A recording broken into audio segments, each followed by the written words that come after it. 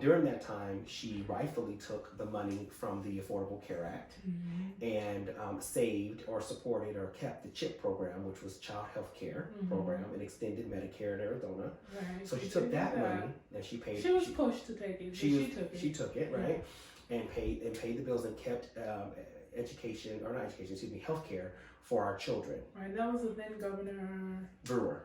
Yeah, okay. kept the healthcare for our children. So that was fantastic. I mean, people obviously advocated for that.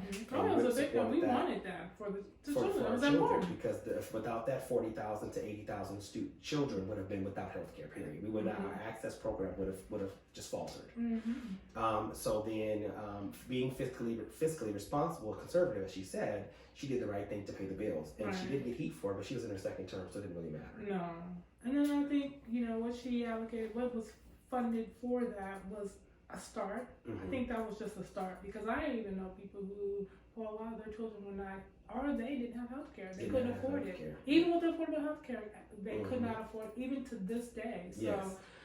And so the CHIP program obviously covers people who are economically disadvantaged, which we call access here. Right. So if you have an economically disadvantaged child and you don't make enough money, then you can go get access and it's free health care, state-run health care. Supported by Medicare, which is the Medicare expansion. Right. You have to make little to no money. Little to no money, so exactly. That's something that a lot of people have access to, and that's hence what the Affordable Care Act was supposed to do. It was supposed to help shorten that gap. Exactly. And it didn't really extend much to the middle class, because if you're making enough money in middle class, you're expected to either have employer-run health care or you go out and get some health care if you're an independent contractor, which is extremely expensive. Depending on your situation. Yeah. Yeah. So now we go from that conversation to education. She took $1 billion from the budget and paid the bills, then was sued, then said, I'm not giving it back. That's Governor Ducey said that. And then went back, and there's all documentation. You can look it up online, Google it.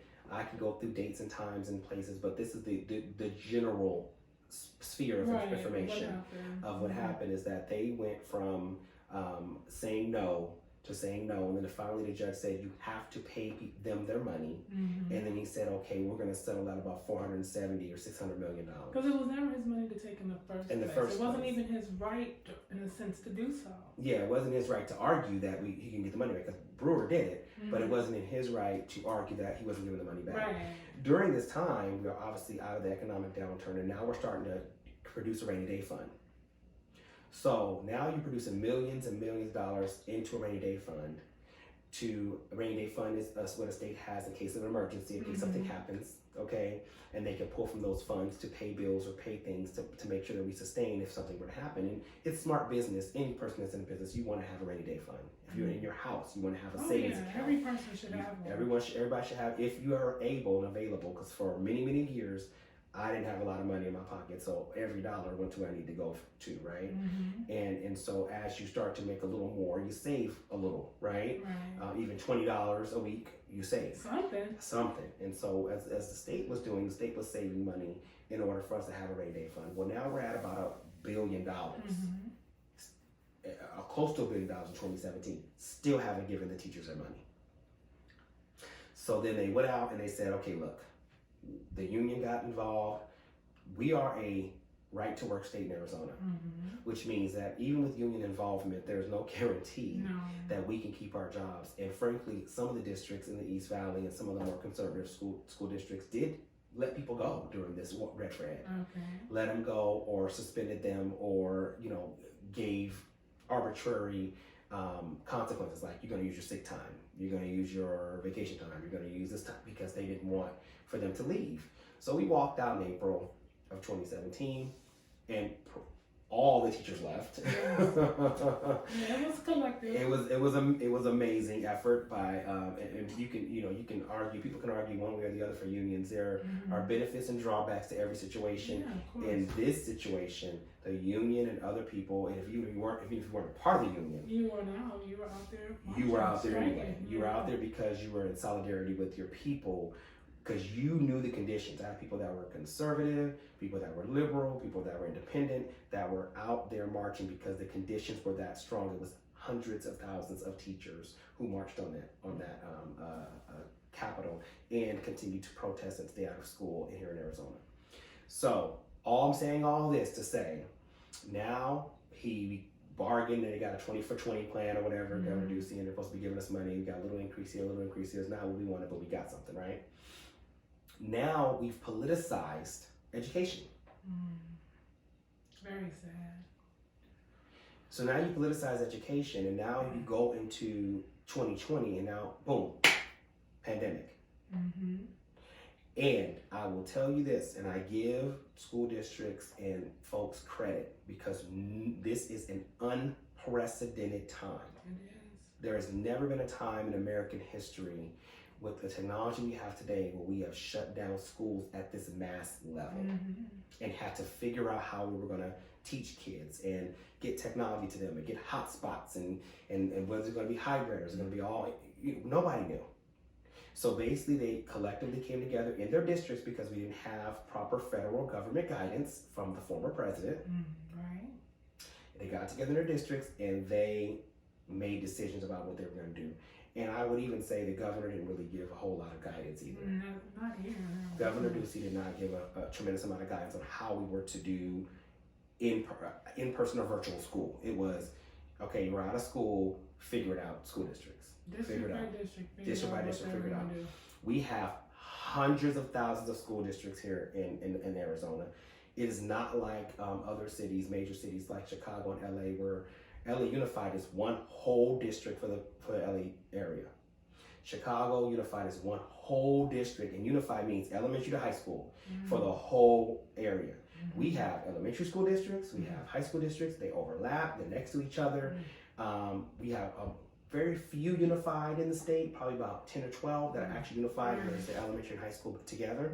Most of them are elementary school districts and then high school districts and then the college districts, right? And they overlap the districts. They're not in the same, you might be in, Roosevelt, but then Roosevelt also has Phoenix Union High School in that. But it may also have Tempe in that as well. So you're trying to figure out, okay, well, are we all going to work together? Are we all going to work separately? Nobody knew. So they came up, there was no plan. I mean, they came up with a great plan. Most people sent their kids home. Then Kathy Hoffman came on and said, there is a huge disparity with people of color and economically disadvantaged students with technology. They don't have laptops.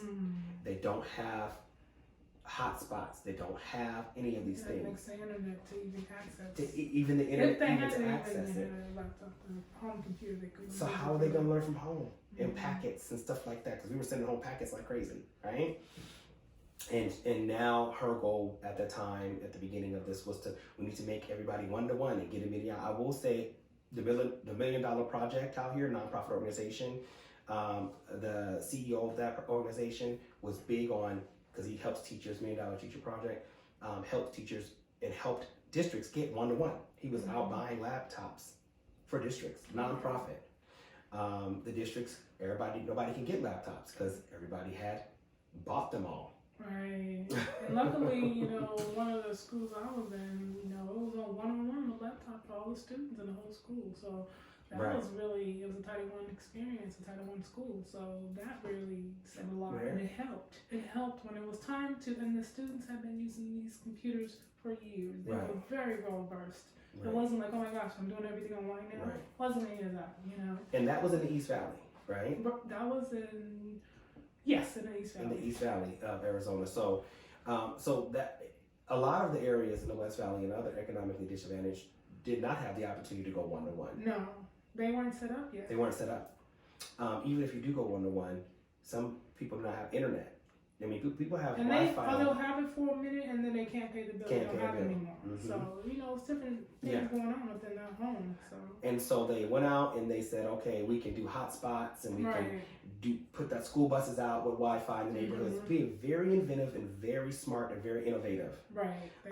They did. A lot of our school districts went out and did whatever they could to support our disadvantaged students. And I have to give a shout out to those school districts that did above and beyond what they could have done, because if you think inside the box, you'll get nothing done. And I think a lot of them thought outside the box.